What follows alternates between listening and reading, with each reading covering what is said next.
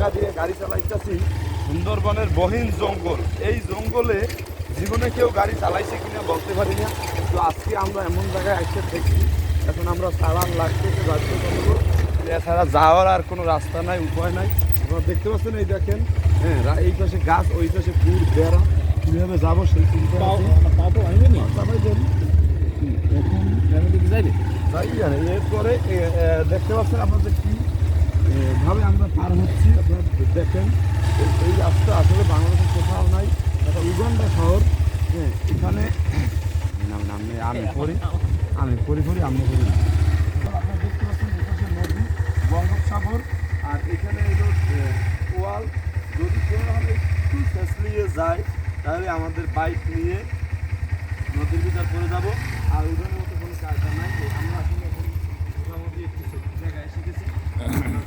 রাস্তা শেষ, আলহামদুলিল্লাহ আমরা ভালো জায়গায় এসে পৌঁছাইছি। আলহামদুলিল্লাহ খুব ভালো রাস্তায় এসে পৌঁছাইছি, দূর করছি।